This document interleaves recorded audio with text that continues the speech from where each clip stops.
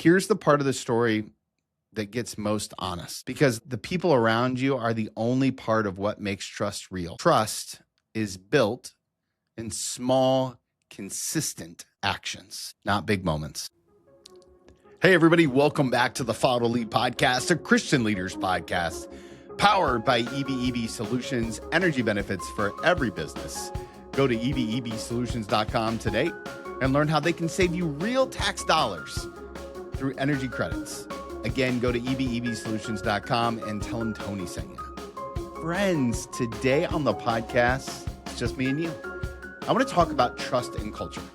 That's what the question of the month is as leaders, how do we build trust and culture on our teams? And recently, I experienced something that reminded me of the importance of building trust and culture. I can't wait to start off with a story about one of the hardest days of my life, and then we'll jump into how it all shifted in hindsight, actually this week. So now, here's a quick word from our partners and a solo episode about trust and culture. In January of 2020, I was in the gym with my oldest son, Connor. My then teenager and I were doing box jumps back and forth, Jack and Jill style. I was jumping, he was jumping, super competitive. I was putting in that work. You know exactly what I mean. And all of a sudden, I heard it. My ACL, toast.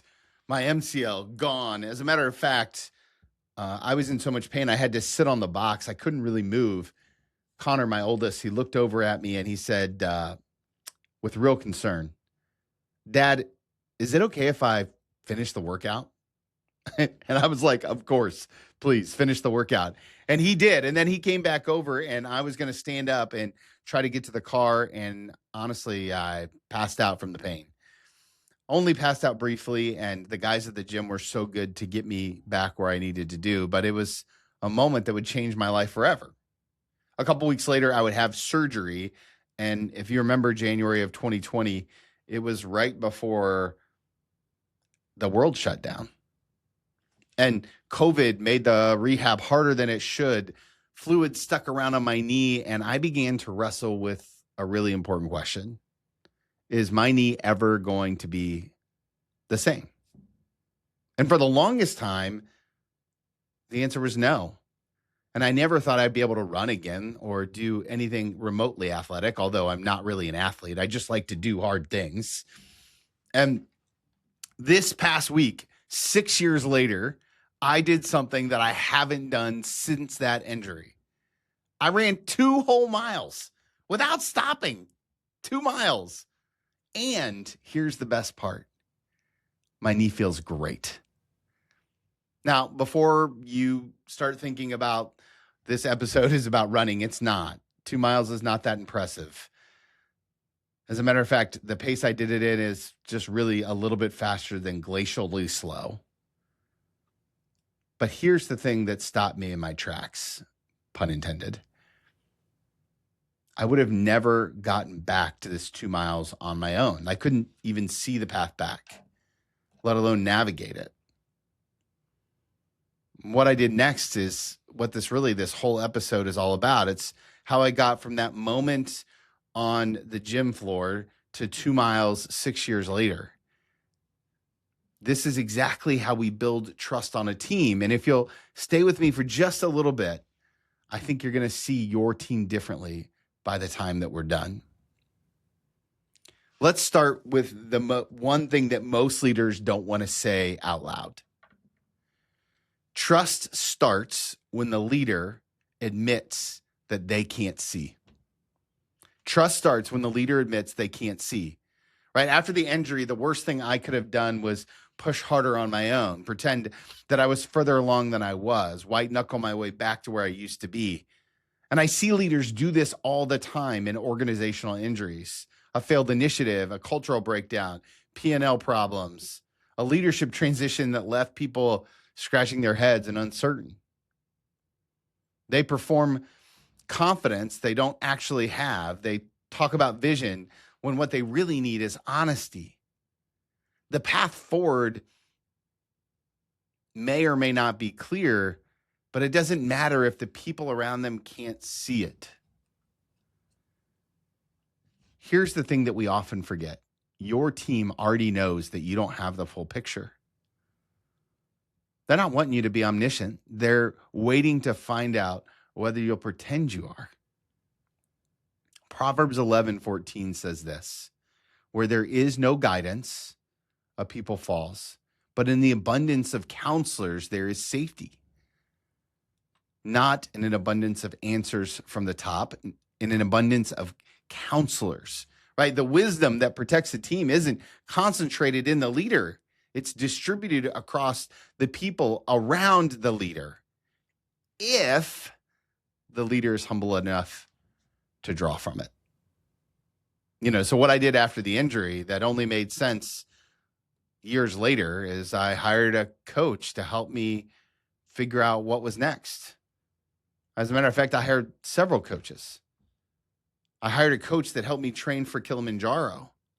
And they had me doing exercises that I had never thought of before. Exercises that strengthened my legs, one-legged goblet squats, Turkish get-ups, all these crazy things with medicine balls that I absolutely hate and I know that I need. Not only did I do that, but I joined a group to help me focus on my nutrition. Emma Clips, who's been on the podcast before, and Faster Way and counting my macros. And I'm actually 40 days into logging my food every single day. And then on top of all of that, I found an integrative healer, a holistic kind of approach to chiropractic work that has helped make my body feel as best as it ever has. Now, here's what's crazy. None of them knew the full picture. None of them were around in 2020. All of them helped me get here today. Each one of them could see a part of the picture that I couldn't see on my own. That's not weakness. That's the smartest thing a leader can do. Surround themselves with a team and be vulnerable. What I began to learn, what I began to see is that they had answers I didn't. They could see more than I did. I showed up with the actual problem, with my goals, what I wanted, what I'm trying to do, and I let them bring their expertise. And because I was honest about what I couldn't see, they could fully present me with what they could. And here's what that sounds like in a team meeting. It's not a speech. It's not a strategy. It's just, hey, I don't have all the answers on this. I need you to help me see what I can't. I need you to help me see what I can't. As a leader, if you want to build trust and culture, that's what you have to say. You have to say it out loud. You have to actually trust that the people that you hired who are on your team has the ability to help you navigate through something hard. If your team has been through something hard, and most teams have, the path back doesn't start with a new initiative or a rebranded set of values. It starts with you, the leader, being honest about where you actually are. That's the first kind of trust deposit. And trust is built on a series of deposits. Now, honesty about what you can't see is only the beginning, because once you open the door, something else has to follow. Right? As the leader, once you open the door, you have to actually begin to move. Culture is built when every contribution is part of the picture. Culture is built when every contribution is part of the picture, meaning that every voice matters, every voice heard. Think about my story. The Kilimanjaro coach, the fitness group, the chiropractor, 3 completely different roles, 3 completely different skill sets, working in 3 completely different ways. None of them were on the same room. None of them had the full picture of what I was trying to do. Each of them had a piece in it and continue to have a piece in it. It's not a one and done. It's a never-ending dialogue. This is not a rehab model. This is actually what healthy teams look like. When you hear the wisdom and trust the people that you have in the room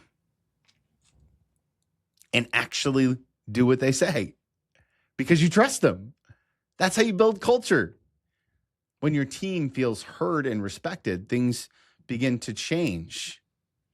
1 Corinthians 12, verses 21 and 22 says, the eye cannot say to the hand, I don't need you.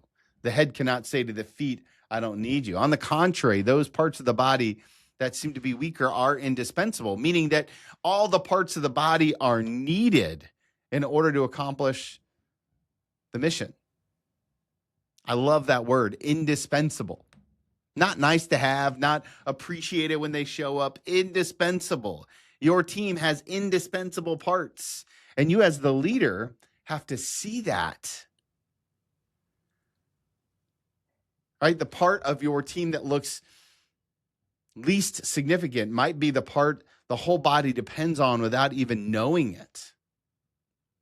So here's the culture question that's hiding in plain sight for most leaders. Does every person on your team know that their part of the picture matters? Do they know how much you need them? I'm not just talking about the high performers, not just the ones who are in the room where the big decisions get made. The person who keeps the systems running when nobody's paying attention. The one who notices things that everyone else walks past. The quietest voice on the team who sees something that the loudest voices can't. Does that person know that they're indispensable? Or do they just hope that they are? Because hope is a fragile thing to build culture on. Culture isn't built in an all-hands meeting. It isn't built in the offside or the team retreat. I mean, those things all have their place. I love those things. They're reinforcements. But culture is built in the one-on-one where you pull somebody aside and say, here's what I see that you don't. Here's what your contribution makes possible for the rest of us.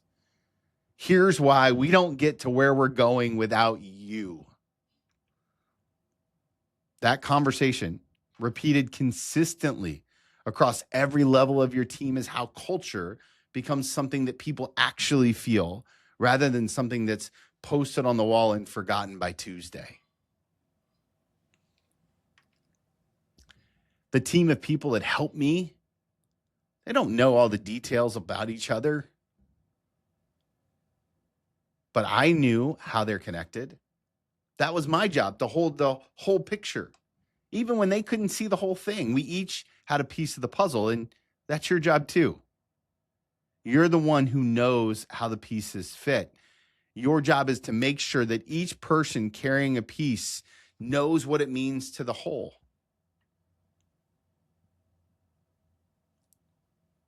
And here's the part of the story that gets most honest.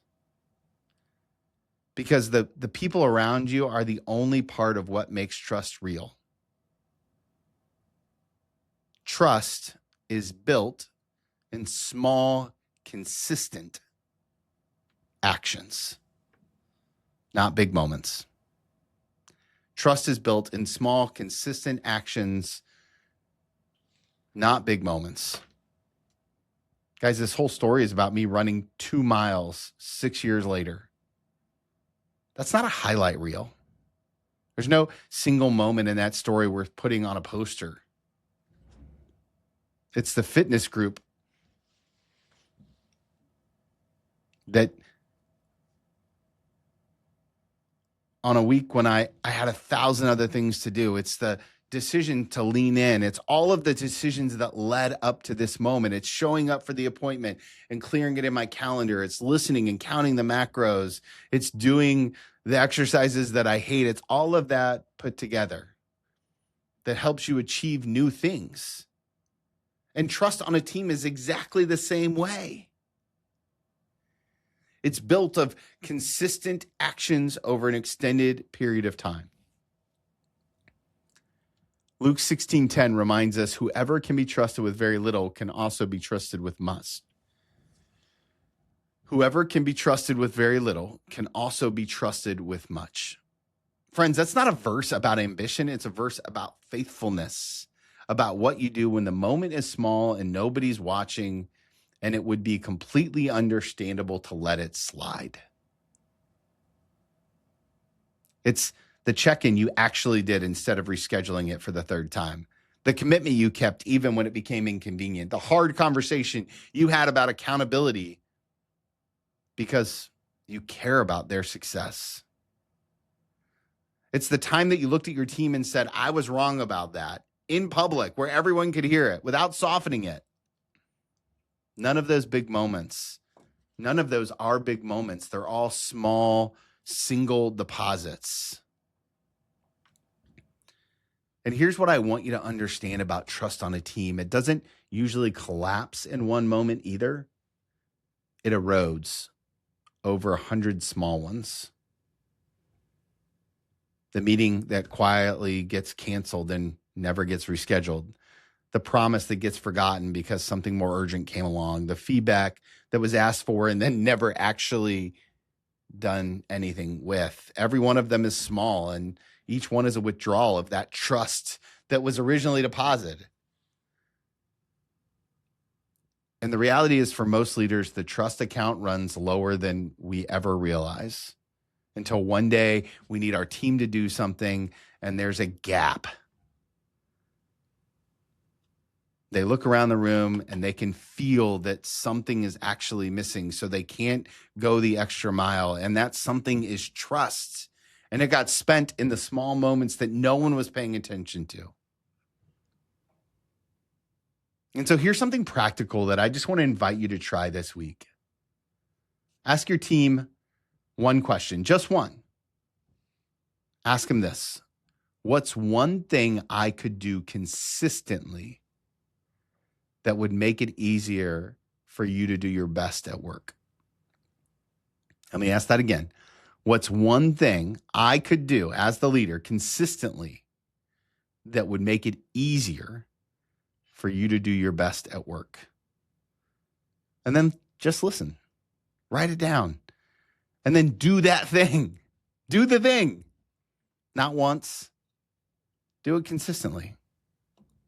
That's a deposit most leaders never think to make. And if you're willing to do it, not just this week, but for the foreseeable future, it will change the culture of your organization, the trust of your organization, almost anything else on the calendar this week. I wrote this story about the 2 miles on my Substack this week. And it all comes back to this thing that I just keep remembering over and over again. You have to have the right people around you. If you have the right people around you and you trust them and you build culture, you might be surprised about what comes into focus. That's what this whole dialogue's been about. The right people around you and what it takes to build trust and culture. What it takes to sustain it. What it actually costs you in small, faithful actions. The 2 miles that I ran, that wasn't the goal. It was the evidence. Evidence that I had genuinely stopped believing what was possible on my own, and the team took me to a place that I could never imagine. Your team can take you to a place that you would ever imagine, even in the midst of strain and strife. Your team is the people that will help you up. And you are that for them. I'm not giving you a management system. What I'm giving you is a relationship to build and steward until one day you've done something that you forgot was even possible. And it didn't even hurt. So here's the coaching question I want to leave you with today.